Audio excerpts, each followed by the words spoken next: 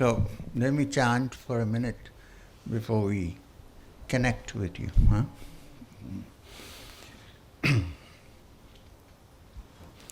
Om Brahmanandam Paramasukadam Kevalam Jnanamurtim Dvandvatitam Gaganasadarsham Tattvamasya Laksham Ekam Nityam Vimalam Achalam Sarvadi Sakshibhutam Bhavatitam Trigunarahitam Sadgurum. That was the prayer to the Supreme Being, who is the real Guru. Okay, so this is just an introductory session. We get in seriously from tomorrow. So we tomorrow and day after another half day. So we have enough time, I think. Not enough time, but manage that. Okay. So you know that this is going to be a retreat, and it's a Kriya retreat. So many people, can someone give me a set of tissues? This is the difference of temperature between Texas and Bern. I'm sure many of you have come, some of you at least, to learn Kriya. Some have already been taught Kriya. I see lots of old friends who were taught Kriya and who practice Kriya only on that day. So that's fine. That's okay. Understood. Now, not all. Some. Yeah. So, I'm going to today tell you what is the link between Kriya and in general what we do. Can you hear me at the back, or I might have to come for? So, can those who already took Kriya and practiced or did not practice, can put up your hands, please? Oh, so most of you have. I should have asked you to become the gurus and teach.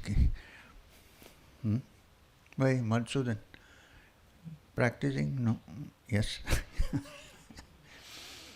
So, okay, so there are quite a number of people who want to learn Kriya. So what I'm going to explain today is just that from our point of view, the tradition that I come from, with Sri Guru Babaji and Maheshwarnath Babaji, my Guru, from our point of view, every human being is potentially divine. Potentially. May not be kinetic, may not be active, but every human being is potentially divine. And the whole thing called sadhana or practice is how to manifest this divinity inside us, not inside me, inside you. How to manifest this divinity? Either through work, or through devotion, or through the practice of yoga, any three, or a combination of all this. Why I'm saying this is because today, different people have different characters, different backgrounds. We all come with a load, right? First, past lives, many lives. We come with so many influences in our system. Two, even in this life, till whatever age you are, we have gathered a lot of influences, opinions, knowledge. So, sometimes one approach alone may not be easy for most of us.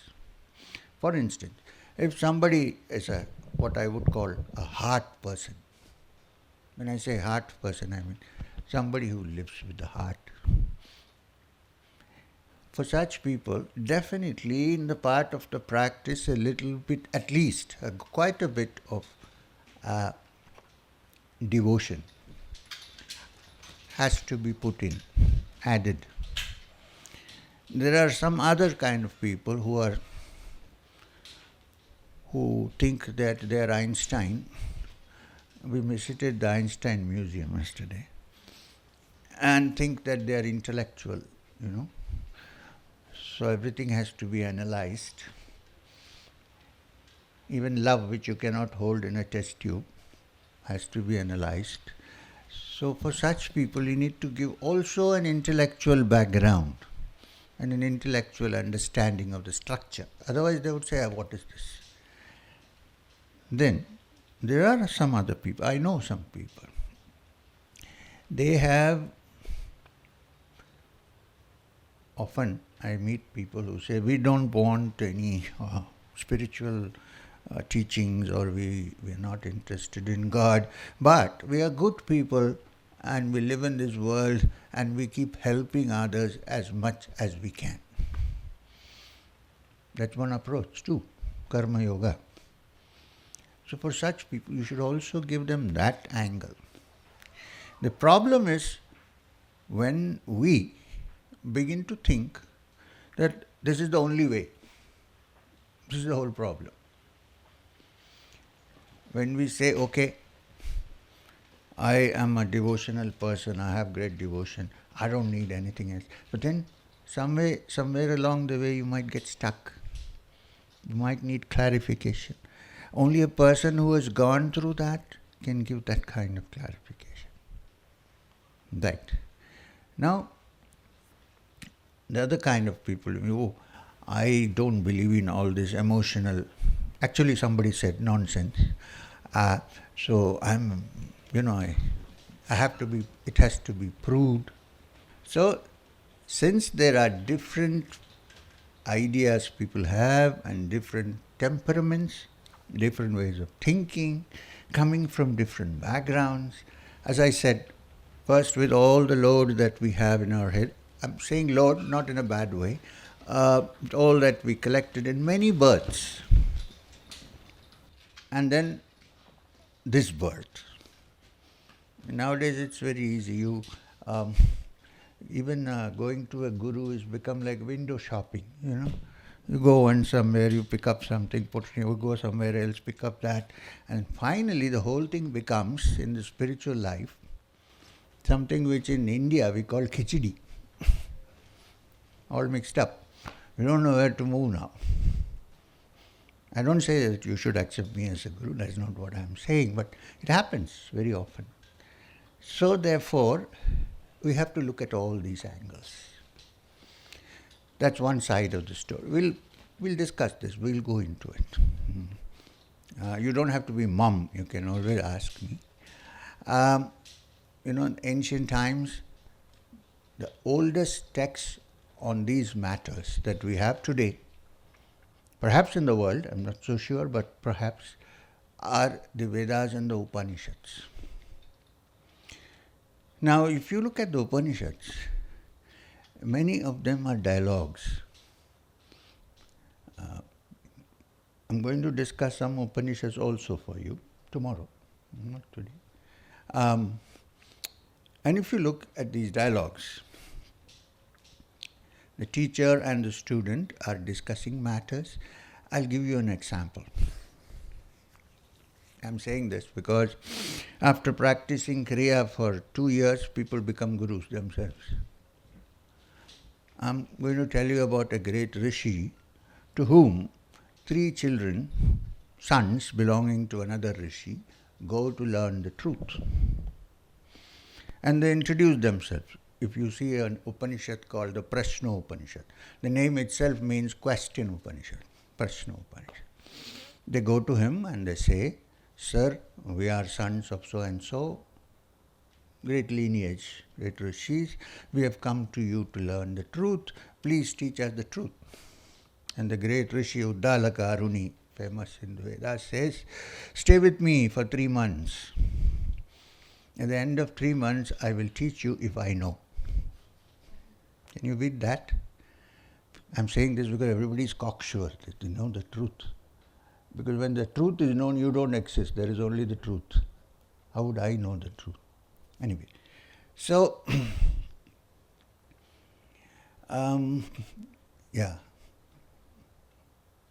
Even if you live in the mountains, it is true. So, now there are cases where you find in spiritual history, I'm saying this because today I told you it's a general introduction, and we will get into the actual things tomorrow. But it's important to know. Some cases you find that at a very early age, certain people suddenly become spiritual and have a spiritual experience. So how is it? Is it unfair that some people, are they genetically modified, that they get experience, others are working on it for 16 years, 17 years, nothing is happening? Is there some reason for that? This is what I told you in the beginning, that we all come, according to me, from my understanding, through many past lives. And here are examples of people who in their past have been working very hard. You don't see it here now. And then when they are still young, the results of that bring them to a state where very little is left for them to do. And they quickly seem to attain. And if I say that I'm going to do that I should get it, there is a shortcut, I must get, because Ramana Maharshi found it, we are in trouble. Not easy. I'm not discouraging, I'm just saying. So, let the spiritual journey not be a competition. You understand that I want to better than him, faster. You do your own spiritual practice, your pace will be different from another. You won't have the same pace of advancing as somebody else. That shouldn't worry you. Because we all come with different makeups, mind makeups, minds, soul influences, so many things. So we should say, okay, maybe I have nothing, I'm going to start from square one. Always good to do that. And if you really are gifted, you'll discover it soon. If not, you'll know that I have to work hard. I'll give you an example of somebody whom everybody respects, Ramana Maharshi. Now, here is a man. Anything you want to? You can hear me? Yeah, okay. So, here is a man who at the age of 15, having had no previous spiritual teachings, no guru, at least that's what we see in his life now.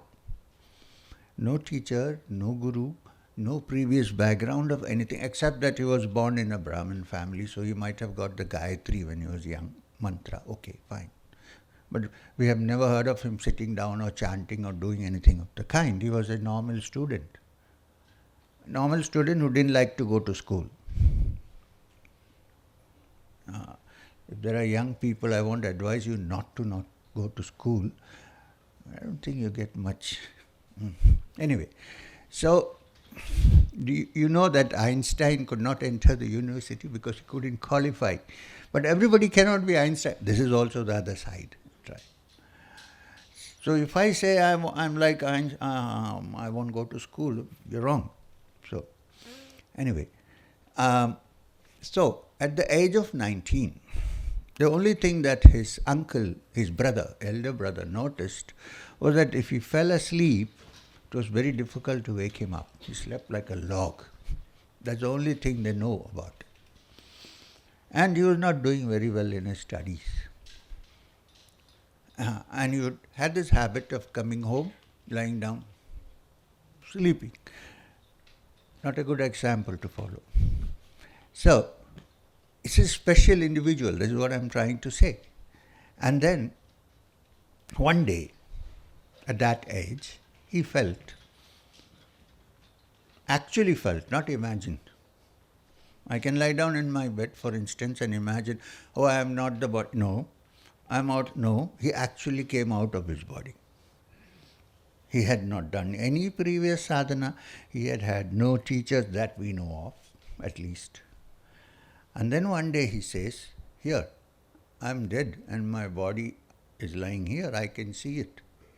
It's outside. And there begins his spiritual journey. He's 15. No teacher, no instruction. I am saying is everybody can't do. Okay, we'll come to that later. Now, and then he says, okay, if I am not this body, because I can see myself separate, then who am I? His enquiry begins there. Where does it begin? After he found, some people would say accidentally, but I don't think so, that he was not the body. And then he says, let me find out. If I am not the body, what am I? And he he leaves home. He writes a letter saying that I am going in search of the divine. Nobody needs to search for me. He goes. He goes to different places, sits quietly and tries to understand what am I if I am not the body. And by the time he's 30 or 35, he's kind of settled. He knows who he is. And one of the few things he said was, Deham, Naham, Koham, Soham. I am not the body, then who am I? I am that. That's all he said, mostly. He didn't say anything else much. So, now,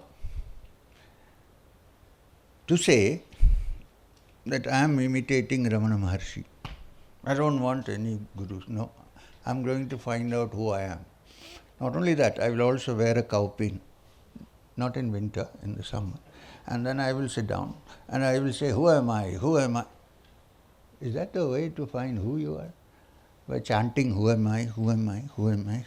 You'll get the answer, you are so and so. Or somebody else might put you in a psychiatric ward. This guy doesn't know who he is. Seriously. So, what I'm trying to say, there was an old American movie called Pink Panther. I don't know if anybody has seen it. There's, what's this famous actor who's very short? Peter Sellers. So Peter Sellers in this movie is acting as an Indian musician, He actually talks like us, like Indians, even the accent.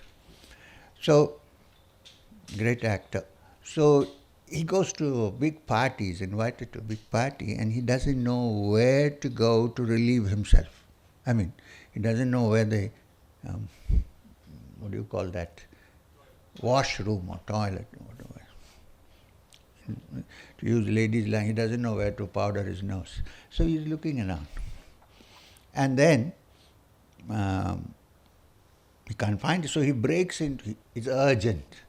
So he breaks into a bedroom and there's a big American guy with a lady there who gets very upset. So he catches him by the collar and lifts him up. So he's hanging in the air. And he pulls him close and he's saying, who the hell do you think you are? Staying there, he says, in India we don't think who we are, we know who we are. So this is not what Ramana Maharshi did, please.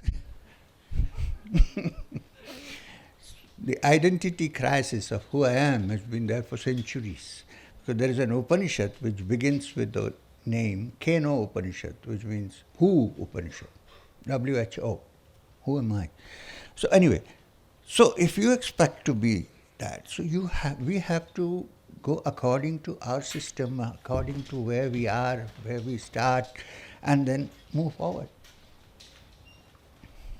Now, sometimes too much of study and too much of intellectual acrobatics lands you in trouble. Sometimes. I'm not discouraging anybody, but because what we are trying to look at is something which is beyond the understanding of the ordinary mind. Ordinary mind in brackets. Which means I'm supposing that there are ordinary minds and extraordinary minds also. So, actually speaking, from our point of view, there are no ordinary minds. Everybody is extraordinary. To say in Hindi, there is no Aam Aadmi. Everybody is extraordinary. But that extraordinary contents of our being are covered by our ordinariness. The whole attempt is to remove that bit by bit, layer by layer, till you come face to face with the reality. And this is the whole thing. Any kind of sadhana, whatever sadhana that you do, whatever practice that you do, is not putting anything in, but removing what is not required.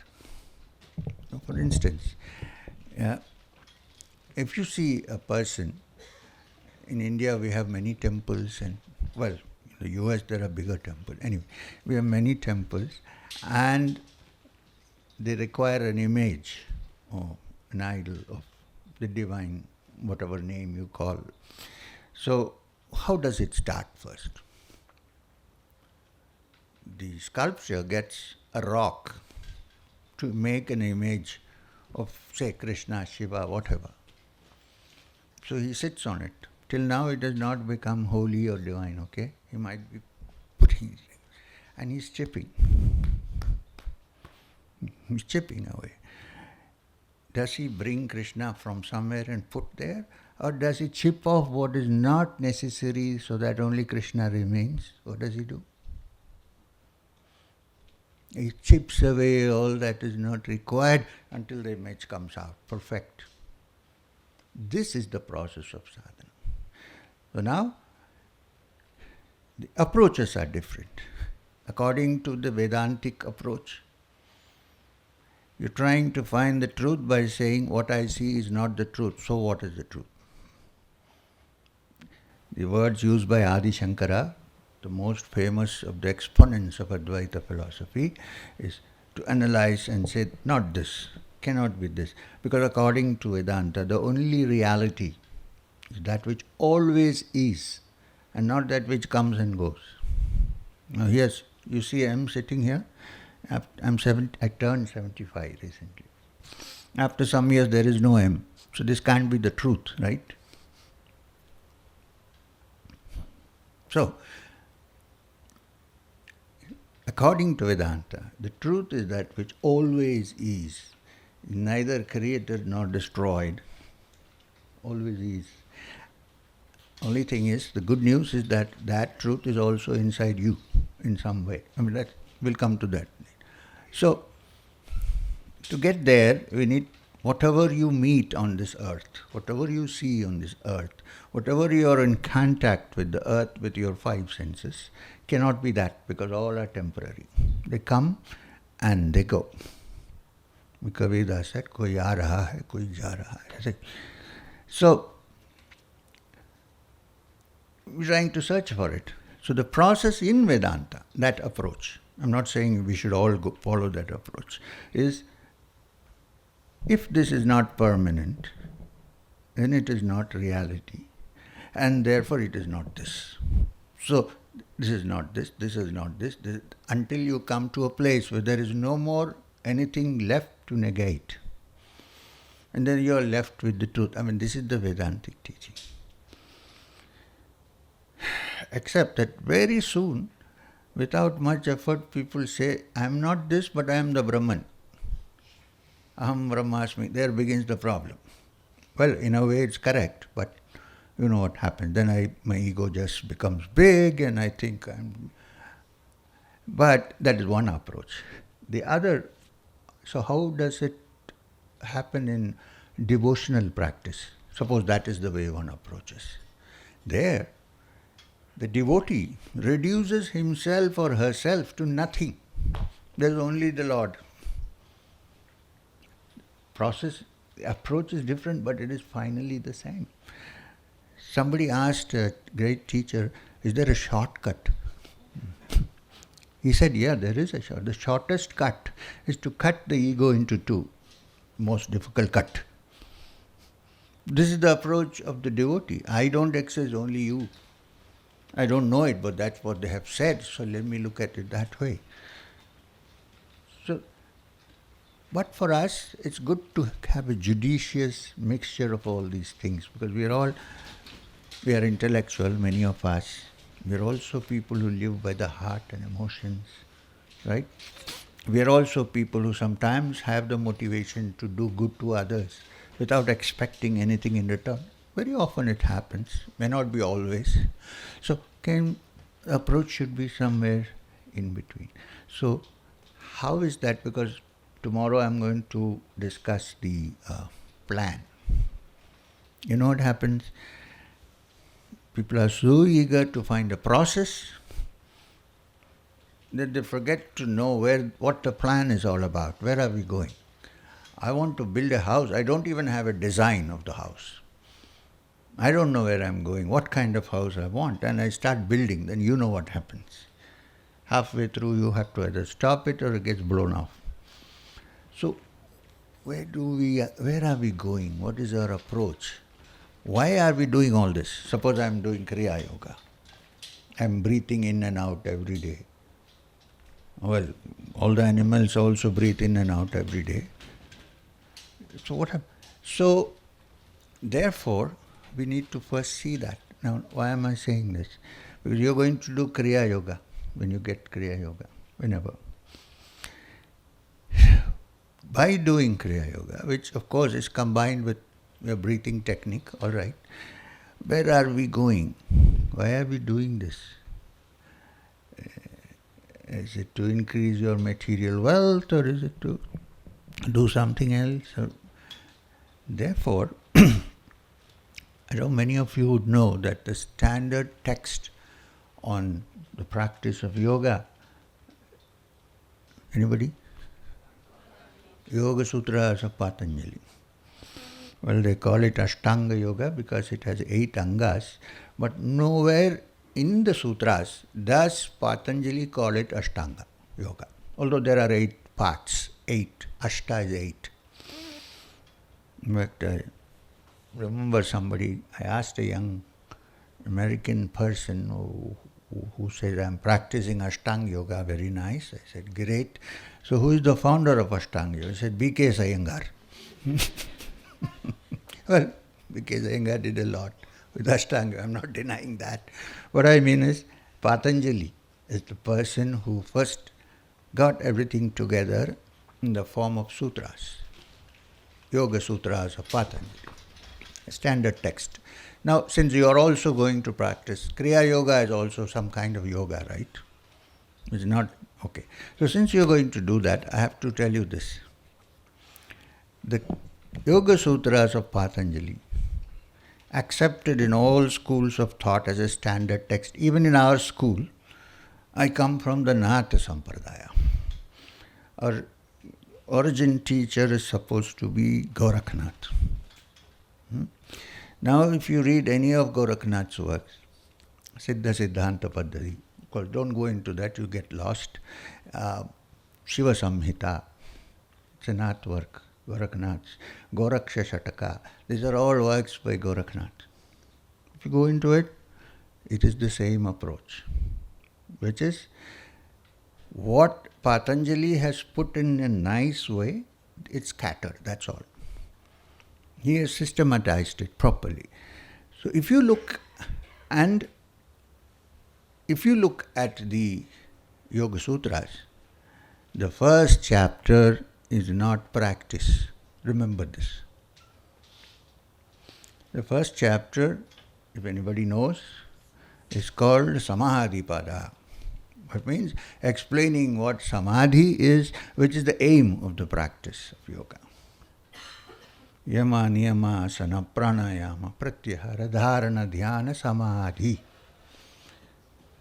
It's a culmination, but it's been added on to the 8 parts, but it's actually the culmination. 7 parts and the culmination, where the yogi understands what is called Kaivalya, being free, being alone, being free.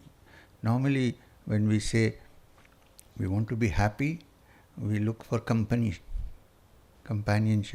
But Kaivalya means Kevalam, happy all alone, not depending on anything or anybody. Not discouraging young couples, I'm just yogic view. So, I'm a married man to myself, so don't worry about that. So, the first chapter of the Yoga Sutras is Samadhipada. That means a description of where you're going, Samadhi. Where it is described, what is Samadhi, where are you going, not suddenly start practice. You see that? So after that, after you have understood your Google map, or you can call it Pugul map because of Patanjali. So, so when you know where you're going, then comes the next chapter, which is called Sadhana Pada, practice of sadhana. Then after that, Sadhana Pada comes something very interesting, which also we have to be little bit careful about, Vibhuti Pada. Because anyone who has understood the whole thing about Samadhi and is attempting to go into Samadhi develops extraordinary one-pointedness of mind and gathering of energies. So wherever one applies that, it becomes successful. Vibhuti is powers. Now it is quite possible and actually quite common that one stops there and doesn't move forward because it's very attractive. The Vibhuti Pada is very attractive because you know where you're going, then you start the practice, and suddenly you find that you have some capacities which are not there with everybody. Then you begin to enjoy it. You might even help others and collect dollars. And then you're stuck there because the last chapter is Kaivalya Pada. You get so attracted by this that one is stuck here, one doesn't. If you reach Kaivalya Pada, you still are in possession of your vibhutis, but you would not use it for any personal gain. So, this is the movement. Now, in Sadhana Pada, the first sentence of Sadhana Pada describes the yoga not as Ashtanga Yoga, although it has 8 angas, but as something else. I think Federico knows.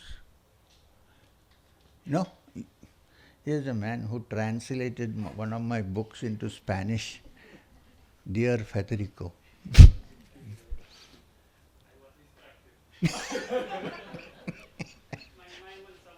Oh, sitting here. Nice. So anyway, anybody, what is the first sentence of the chapter on the study of Sadhana Pada? Here Yogini always practices yoga. No, what is the first word? That sentence. No, that is the first. Atha Yoga Anushasana, which means here is the beginning of the study of yoga. After that, Yoga Chitta, that is the definition. But in the Sadhana Pada, what is the first sentence? Anybody? I'm getting. Swadhyaya Ishvara Pranidhanani Kriya Yoga. It's called Kriya Yoga, mind you. Patanjali himself calls it Kriya Yoga. Swadhyaya, understanding by self-study. It also means studying the self, oneself. Ishvara Pranidhanani, and surrendering to the greater power called Ishvara. So you see, first the intellectual part, then the devotional part, and then Kriya Yoga, this is Kriya Yoga, and then Asana, Pranayama, and so on. So this is the Kriya Yoga, that it's not something separate from the practice of yoga. It is, except that when I say Kriya Yoga, I'm talking about that particular technique which has come to me from a certain tradition, parampara. There may be other kriyas, certainly, no question. I have no doubt about that. When I say kriya, it comes from Sri Guru Babaji to Maheshwarnath Babaji to M. So, but even though it comes from a particular tradition, it's probably also the same tradition that Yogananda Paramahamsa learnt as Kriya, but through a different lineage, but origin being the same. So therefore, what I'm trying to say that Kriya Yoga is not something away or apart from yoga, it is core and essence of the practice. And as Patanjali says, results come only through regular practice. Nairantarya abhyasena, regular practice. You cannot say, I have by-hearted the Yoga Sutras of Patanjali, so I have attained Kaivalya. Not possible. You have to start with yama, niyama, and then go on to the rest. Yama, niyama, rules and regulations of how a yogi should lead his life. Suppose I am a scientist, I go into a lab for an experiment. There are certain parameters that I have to follow, right? I can't say I will rush into that and do this. There are certain, what are they called? Experimental conditions. Something else. Kya bolte ho? I know, anyway. So in the same way, to start the practice of Kriya, you need to follow certain rules and regulations before you start. And these are the Yama-niyamas. So all that we shall discuss tomorrow, beginning tomorrow. First I will do the Samadhi part. And one need not refer to the Yoga Sutras, but we'll discuss this matter. And then we'll come to the practice. So the whole day tomorrow, I'm going to talk about the map. Where are we going? That part is ask and it shall be given thee. The second part, seek and you shall find. You need to work on it. You have to seek. And then we'll teach you knock and it shall be opened unto thee. So, this is the way we are going to approach this subject. And yes, today I just came in to say hello. And today being Deepavali, in India it's a festival of lights. So I greet every one of you on this festival of light. May the inner light be lit and may the external lights be lit too. And may you enjoy your life as best as you can without causing injury to somebody else. So happy Deepavali to everybody. Thank you. So, what do we do now? Yeah. I know we couldn't get, it's my fault, please, that I didn't inform them in advance about my dates. So in the last minute they had to get the tent, but I hope it's okay. I think we have 2 days. You can use your siddhis, vibhuti, get rid of the rain. Because day after tomorrow you'll be all Kriya Yogis, right?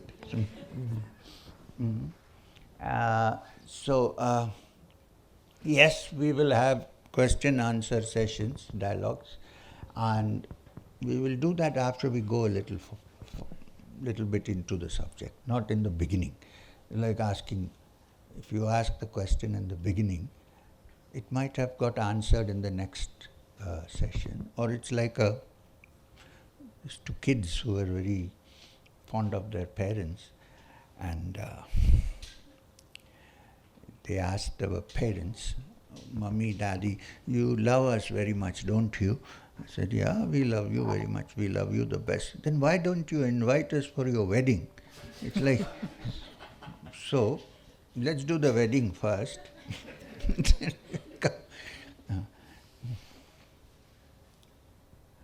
Which means I love you all like that, but don't ask me questions before the birth. So, sir, what we will do is, probably Dhuni is not possible today because of the rain, so we will do it tomorrow. Okay. And today, tomorrow or day after, we have to somehow manage a dhuni. Yes, because we'll do it's it part of our tradition. Yeah. So we will do it tomorrow. And today, Vivek ji, get the sweets from there. And also, we can light some. Yes. Or is it? Yeah. So what we will do, sir, we have got a lot of sweets. Vivek ji has carried it all from London for everyone. Indian sweets made in London? Yes. Not from India, but from London. So you just touch that and then everyone can have the prasad. And what about fireworks? We will go out, Okay. and at the entrance where we don't have rain. Do we have permission? Yeah. Do we have permission to do that? Yes. Yes. Fire department? Yeah. Sparklers are allowed.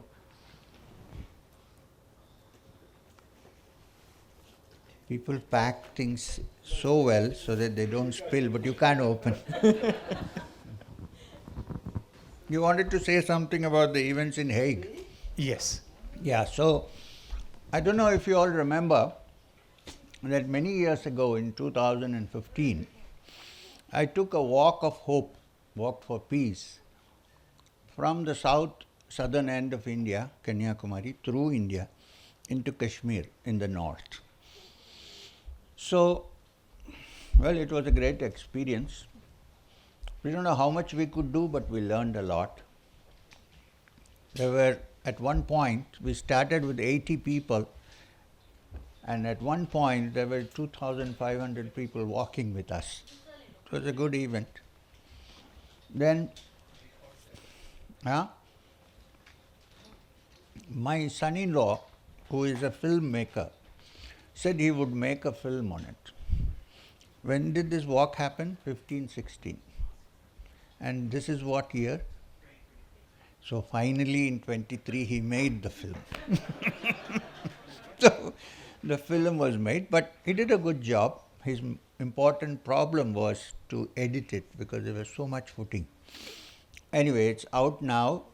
It has won the first prize for documentary films in the Berlin Film Festival. I didn't want to say this because you said, and they congratulated me, and I said, please congratulate the director and the producer. I was just the cast. I was just walking. So anyway, and then they took it to the International Film Festival in The Hague, in Netherlands. So I think today it was shown there, right? Today. And I had a, what is that thing called? Zoom. When the thing was over, and I had a chat with them, and some questions were asked, and we answered the questions. So that's what you want from me to say. Festival of Light. Right. Because he is also from Hague. So. So this is what happened. It was a good experience for us. A very nice experience. Everybody participated. It was apolitical. Because when I was doing the walk, some journalists asked me, so after this, then they use somebody's name. Said, will you also become a politician? I said, sorry, no, this is not meant for that.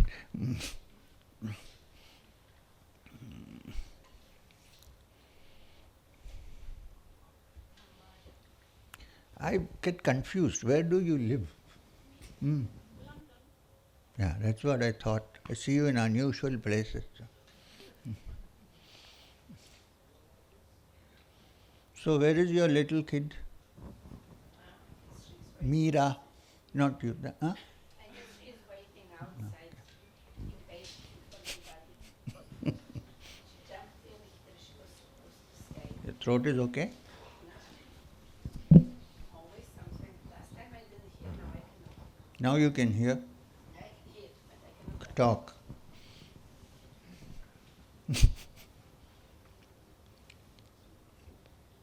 There are other people from London also here.